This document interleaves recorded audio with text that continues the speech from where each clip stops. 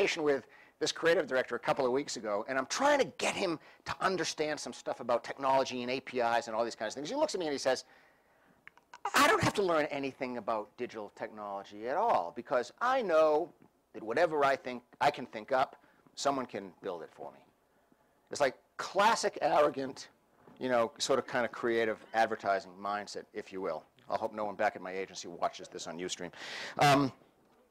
And I said, oh yeah, can you build this? And I showed him, the really cool Google Arcade Fire thing, and hadn't seen it before. And it was like, well, no, I couldn't really. I guess I couldn't have thought that up, actually, because I couldn't have thought that up because I don't really know very much about APIs and Google's APIs, and I don't know very much about HTML5. So yeah, I probably wouldn't have thought that up. And then I showed him something else, and I said, well, everybody thinks they can think this up, right? Because it's sort of advertising and it uses basic social media, except nobody did think it up until, one agency did it, and no one's done anything like that since, really. And why is that? Because we tend not to think about, when we're concepting ideas, we tend not to think about the role of platforms like Twitter. We tend not to think about how you're going to leverage and stimulate conversation. And if we don't bother to learn some of that stuff, well, the ideas we think up are by definition going to be limited by that void, right? And then I could ask someone, well, could you think this up? Is anyone here using Instagram? So everyone's using Instagram. Anyone seen this thing, the Instaprinter? Right? I mean, this was awesome. I was at a party at South by Southwest. They roll this thing out. They stick it on the wall. It's, connected to the web. It picks up a hashtag, and it's printing out these cool little pictures. And it was like someone had invented the Polaroid camera all over again. You never saw so many people so amazed and agog at this thing. And as soon as you think about that, you go, wow, I could invent all kinds of things with Instagram. In fact, some of these guys, the kids here have, and they'll show you InstaVision television thing down there that picks up all of this stuff. You could start to think about how you could tie this into iPads and turn them into, electronic picture frames. You can start to think about how you could source content from the field on behalf of clients or focus groups or testing, et cetera. But you won't if you're not embracing aggressively every single new platform that comes out, every single new technology, using it as an early adopter, and not just enjoying what it allows you to do, but actually thinking about how do I create with it? What can I do with it? What don't I know, and what do I need to do if I actually want to make something with that technology? And then I started to think about, well, shit, here's something that's the coolest thing in my life, which is Garmin Connect. Is someone here from Garmin? Right? You have anything to do with this? Yeah? I love this thing. This is awesome. And I bought this whole system, right? I bought the Garmin, I bought the whole thing. I didn't even realize what I was buying. I just thought I was buying a device that was going to prevent me from getting lost on my road bike.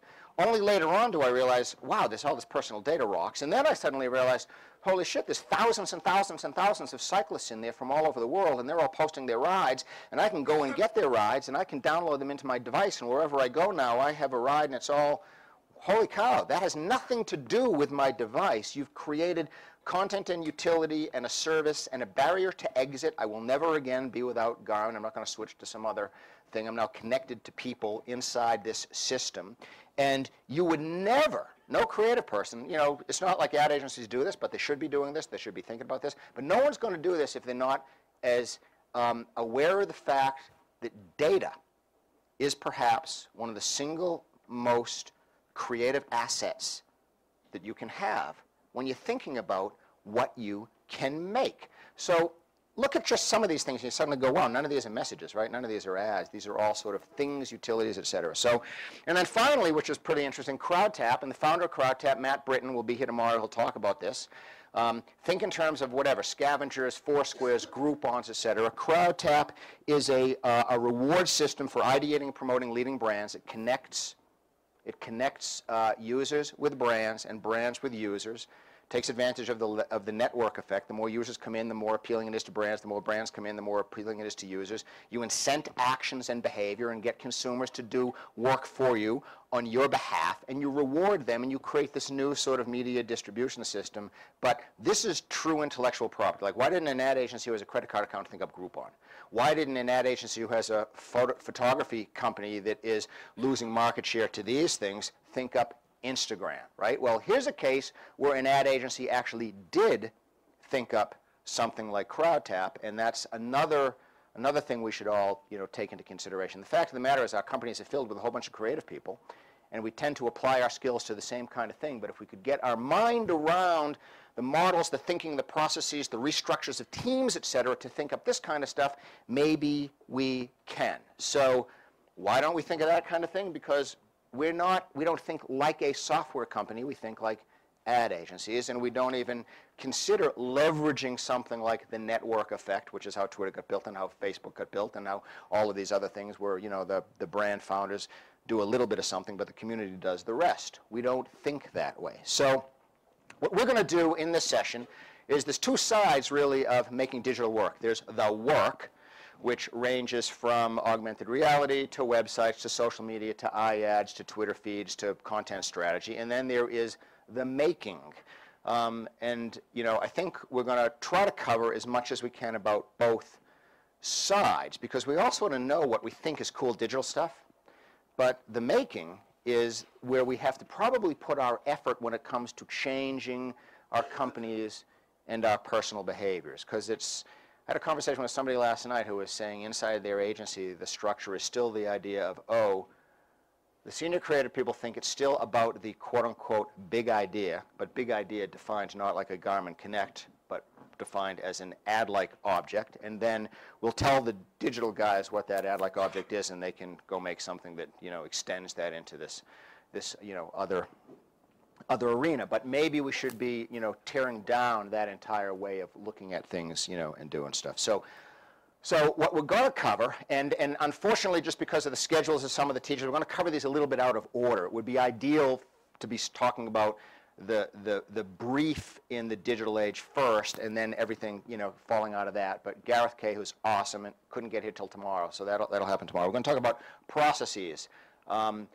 Creating digital work is not as linear as creating advertising work, and the systems and the models and the role of a project manager and everything you put together to make something that is digital, and you'll experience this when we have our workshop, is different. We'll talk about different kinds of teams and some of the challenges with getting new kinds of teams to work together. We all know how easy it is to work with the partners with which we're familiar. We all know how hard it is to work with people who we don't even really totally understand their roles. We also know how easy it is to get an agreement between two people, a writer and an art director, and how hard it is to get total agreement among a six-person team where everybody's looking at the challenge of the program from a slightly different, perspective. We'll talk about a new role of creative technology, some examples, and hopefully some trends. So, and when it's our objective that when you leave and you go back, that you will have a combination of these things. You'll have ideas, not as in ideas of something you can go and produce right now, but ideas for how to help evolve your agency and yourself. You'll have validation for whatever instinct perhaps got you here in the first place, right? We all sometimes sort of have these suspicions about, well, we should maybe change how we do this, and the world's going that way, and we're not moving fast enough. But if nobody else around you is nodding their head to it too, then you're like the outcast. You'll have validation, I think, for some of those instincts because you're going to feel it from everybody here in the room. You'll have some ammunition, I hope, to be able to argue your case, a little bit more confidence, and maybe some courage to say, no, we're not doing it that way anymore. We're going to start doing it this way. So everybody know what this is? What's that? Shiny object. That's a shiny object. There's a tendency, at least, I think, for like ad agencies to think like when you're going to go do something digital, it's about making something like cool, right? I mean, even our own company, the biggest mistake we made is when Crispin did Subservient Chicken way back when, we basically threw out and disbanded our entire interactive website-based business, which was doing pretty damn well, building some pretty awesome websites, and go, oh, we maybe need to do some more shiny projects, because shiny projects win awards, and this other stuff's hardworking and makes a lot of money, but it's not making us famous. I think the whole world's come around now to thinking that shiny objects aren't like necessarily the most important thing. And as I've thought about this as an old ad guy who's tried to look at these new things, and as David talks about the shit that changes on a nonstop basis, I said, it's impossible to keep up with the change of the technology and the software and the platforms. So instead of thinking about shiny objects and what's the coolest thing I can make today, we're going to think about consumers, because at the end of the day, that's really the job we're in, is somehow motivating or engaging or persuading, or inviting consumers into participation. And my favorite quote comes from Clay Shirk, a book called Cognitive Surplus. If you haven't read it, you should, which is basically we're now living through the disorientation that comes from including 2 billion new participants in the media landscape that used to be controlled by a few of us. And that few of us was the editor of the Washington Post, creative directors inside ad agencies, a few marketers, and media channels, et cetera. And now, of course, we know, since the emergence of YouTube and others, that, no holds barred, everything is open, and anyone can do whatever they want. So if you look now at what's happened, I think there's sort of like really 8 distinct trends. And all of this, I think all of this is undeniable. And if you get this into your head and you start to realize this is true, this is the case, then it should come back and inform what it is that you make, what it is that you think about, what it is that you use as criteria to evaluate the work that you do, because it has to somehow align with these truths. So truth one is we know that the consumer wants to create, and it doesn't matter whether they're haul videos, whether it's stuff on YouTube, whether it's comments on blogs, whether it's his Facebook status, whether it's, television all of a sudden is back in a big way. You know why TV's back in a big way? Because people want to watch destination appointment television, because they can't tweet about it if they're watching it on demand, because everybody else isn't there watching it at the same time, right? So it's interesting that the participation in digital and social is actually coming back and affecting traditional advertising. Second thing is we have complex relationships with media, right? Nobody is doing one thing at a time anymore, right? You're watching television while you're on Facebook. You're watching television while you're on Twitter. You're doing our brand bowl thing, commenting on the Super Bowl while you're watching the Super Bowl, while you're, paying attention to Community. We remember the CNN Obama inauguration thing, et cetera, crazy stuff. Community is our new source of content. I get 95% of what I think I should read from either TweetDeck, or from Flipboard, not from an editor at a major daily newspaper who tells me what I should read every day. We want to do business with human brands. For us, our client, Tony Hsieh and Zappos, is the best example of this. But I heard this great talk by Douglas Rushkoff, another really good book worth reading. And his comment was, back in the old days when there were marketplaces, we knew who we bought bread from, and we knew who we bought cookies from, and we knew who we bought fruit from. And we had personal relationships. And then the Industrial Revolution came, we all moved to the suburbs, and advertising had to create brands. So since we didn't know who made our bread, we invented the Popping Fresh Doughboy, and that humanized this brand that was made in a factory a million miles away in an industrial complex where we had no idea what the hell was in our bread. And that's when we came up with the Keebler Elves, and that's when we came up with Aunt Jemima, and all that kind of stuff. And it was all an artificial connection between brands and products and consumers. But it existed for only a short period of time, really, like the 40s, onwards, but it's not inherent to human nature. Inherent to human nature is this connection. And what's interesting is social media is allowing that marketplace to come back again, because we can interact with brands in ways we haven't been able to since the marketplace, right? So if you just think about that, you go, wow, I need my brand not to be detached with an advertising message over here, a media channel in between me and a consumer at the end. I need to find a way in which there's much more engagement and connection. So as soon as you put that thought in your head, you start to think, okay, well, what am I going to invent? What am I going to make? How am I going to evaluate it? We join forces to exert influence. We don't have to go any further than look at the Gap case study. There's no such thing as perfect. Story I always tell is when I went to college, we had a multi-million-dollar stereo system that filled up our dorm room. Now we walk around with earbuds, because fast, easy, portable, accessible is what's really important. That goes for the same thing for content. We'll watch videos and these things here, right? And on YouTube instead of on big flat screen TVs, and sometimes we make a distinction, but sometimes we don't. We have this new definition of quality, and attention is the new scarcity. I think we all know that, right? I mean, if anyone in here gets less than 300 emails a day, then someone doesn't know that you even exist, right? So at the same time, what are we in the business of doing? We're in the business of selling stuff.